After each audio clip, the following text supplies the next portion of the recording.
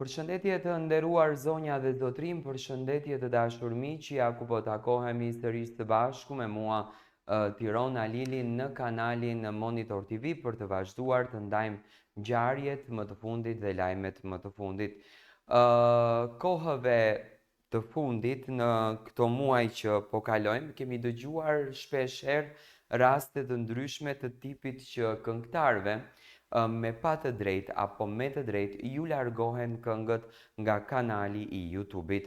Një fenomen që i ndodhi Eglit, një fenomen që u ka ndodhur shumë artistëve, e kam cituar, më ka ndodhur edhe mua ajo gjë, më kanë hequr, pasi që merrem me muzikë, më kanë hequr këngën nga YouTube-i shkaku i të drejtave të autorit. Një gjë e këtillë i ka ndodhur edhe Gjestit. Gjesti disa ditë më parë se sa ai do të thonte për në Shtetet e Bashkuara të Amerikës, ka përjetuar një moment shumë të dhimbshëm, të cilin në fakt nuk e ka komentuar dhe nuk e ka ndarë me askënd. Gjestit çuditërisht janë fshirë të gjithë këngët nga kanali YouTube-it, konkretisht 14 këngë, dhe atij kanë mbetur vetëm 5 këngë. Nga i gjithë suksesi që Gjesti pati me këngën Veshu e Ndreshu, një këngë të cilat të drejtat autoriale i ka kompania 360 Music në menaxhimin e Bonartit, pati një sukses të papar, pati një fam të papar Gjesti me këtë këngën, mbi 6.8 milion nuk është pak për një artist shqiptar. Gjesti nuk ka folur fare për situatën tjetër që i ndodhi, ku e gjithë karriera e tij, i gjithë arti i tij, të gjithë këngët të punuara me shumë vullnet, me shumë dashuri, ranë krejtësisht në ujë. Në një kohë kur skena muzikore shqiptare po përjeton transformime të vazhdueshme dhe artistët konkurrojnë për çdo klikim, një emër që ka arritur të dalë mbi sipërfaqe dhe të fitojë zemrat e publikut me autenticitetin dhe stilin e tij të veçantë, Gjesti, me këngën e tij të fundit Veshu Ndreçu, ai jo vetëm që ka rikthyer zërin e tij në vëmendjen e publikut, por ka thyer edhe një rekord personal, duke arritur plot 6.8 milion shikime në një kohë rekord në platformën YouTube. Ky sukses nuk është rastësor. Veshu e Ndreçu është një ndërthurje mjeshtëruar e mesazhit social, ironisë urbane dhe ritmit të kapshëm që të ngjitet në mendje pas dëgjimit të parë.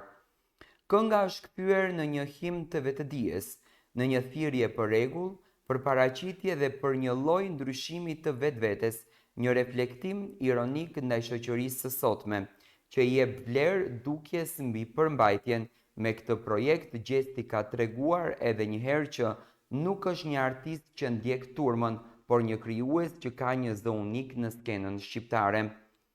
Suksesi i kësaj kënge ka ardhur pa ndihmën e marketingut agresiv, pas skandale pa promovime artificiale. E gjitha është ndërtuar mbi një themel të fortë, talent, identitet artistik dhe një publik besnik që e ka ndjekur Gjestin që në hapat e parë të karrierës së tij. Në rrjetet sociale TikTok dhe Instagram, Veshu Ndreçu ka gjeneruar mijëra video kreative nga fansat, duke u kthyer në trend jo vetëm në Shqipëri, por edhe në Kosovë, Maqedoni, Zvicër dhe diasporën shqiptare në tërësi. Por teksa publiku feston suksesin e këngës më të re, një temë tjetër ka nisur të diskutohet gjërësisht në rrjet: fshirja misterioze e 14 këngëve të mëparshme të Gjestit nga YouTube. Pyetjet janë të shumta dhe përgjigjet mungojnë. Pse u fshin? Ishin vendime të vetë artistit apo ndërhyrje nga palë të treta? A kishte çështje kontraktuale apo diçka më të thellë që nuk është bërë publike? A do t'ishte Gjesti sot këngëtari më i klikuar shqiptar, në qoftë se në kanalin e tij zyrtar YouTube do të ekzistonin edhe këngët e tjera? Kjo është pyetja që nuk ndalet së shtruari nga fansa dhe ndjekësit e muzikës shqiptare në rrjetet sociale. Sipas llogaritjeve të fansave më besnik, ato 14 këngë të fshira përmbanin miliona klikime që do ta kishin vendosur Gjestin ndër artistët më të klikuar shqiptar të gjithë kohrave. Nëse i shtojmë suksesin viral që ka pasur çdo projekt i tij dhe ndikimin e tij të veçantë në TikTok dhe rrjetet të tjera sociale, nuk është as pak e egzageruar të thuhet se Gjesti do të kishte qenë në podiumin e artistëve më të ndjekur dhe të dëgjuar të momentit. Ajo që e bën dhe më të dhimbshme fshirja e këtyre projekteve është fakti që disa prej tyre kishin arritur statusin e kultit në rrethin e fansave. Këngë që nuk ishin thjesht hite, por ishin himne të një gjenerate, të një mënyre të menduarit dhe të jetuarit urban. Ato këngë në një farë mënyre ishin më shumë se muzikë, ishin narrativ, ishin përfaqësim, ishin rebelim dhe vetëdije në vargje. Deri më tani Gjesti ka zgjedhur të mos komentoj publikisht rreth arsyes të fshirjeve të këngëve, duke e lënë këtë mister të hapur për interpretim dhe spekulime.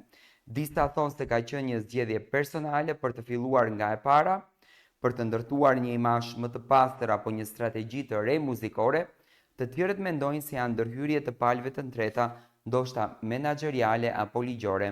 Ka edhe nga ata që besojnë në teori më të errta, hakime, sabotime apo luftra të fshehura brenda industrisë muzikore shqiptare.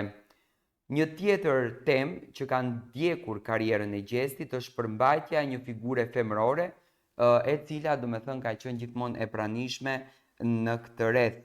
Ndërkohë që Veshu e Ndreçu vazhdon të mbledh miliona klikime dhe të ngjall reagime në të gjitha platformat, fansat e Gjestit presin me padurim projektin e radhës.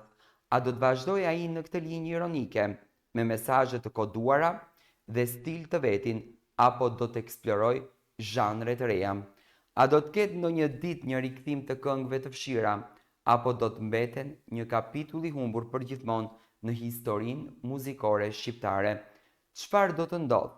Një gjë është e sigurt, Gjesti nuk është thjesht një këngëtar, por një fenomen dhe fenomenët nuk ndjekin në rrugën e zakonshme. Ata krijojnë rrugë të reja dhe me Veshu e Ndreçu, Gjesti ka krijuar një tjetër kapitull të pavdekshëm në historinë e tij artistike.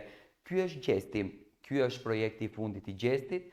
Shpresojmë që Gjesti ndonjëherë në ditët në vazhdim të jep një lajm të detajuar në respekt të fansave dhe të gjithë atyre adhuruesve të këngës së Gjestit, të muzikës së Gjestit, sepse janë fshirë këngë të cilat në fakt në tregun muzikor kanë qenë mega hite, si kënga Katile e shumë hite të tjera që Gjesti ka patur, dhe shpresoj që së shpejti të jep një përshkrim përse ka ndodhur kjo gjë dhe përse kjo gjë është bërë Gjestit.